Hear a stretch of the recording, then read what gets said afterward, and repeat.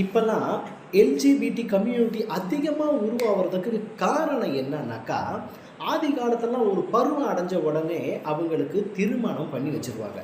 பாருங்க, அந்த பருவத்துக்கு ஏற்ற மாதிரி திருமணமும் நடந்து முடிஞ்சிடும். ஆனால் இப்போ அப்படி இல்லை. 30 வயசு 40 வயசு வரைக்கும் ஒரு ஆண் மகனுக்கும் சரி, ஒரு பெண் மகளுக்கும் சரி, திருமணம்ங்கிற பந்தமே வயசை தாண்டி தான் நடக்குது. அவங்களுடைய உணர்வுகளை தாண்டி நடக்குது. அப்போது அந்த காலகட்டம் வரைக்கும் அவங்களுடைய காமத்தையோ, அவங்களுடைய இச்சையோ, அவங்களுடைய தேவையோ அடக்கக்கூடிய சூழ்நிலை எது வரைக்கும் போகும்? இதுதான் முக்கியமான காரணமே இந்த மாதிரி எல்ஜிபிடி கம்யூனிட்டி உருவாகிறதுக்கு.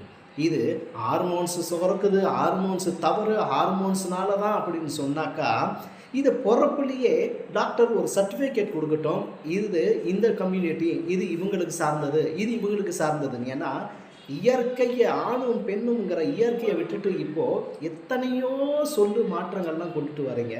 எதுவாக இருந்தாலும் ஒரு சர்டிஃபிகேட் பிறக்கும் போதே கொடுத்துட்டா ரொம்ப நல்லாயிருக்கும்.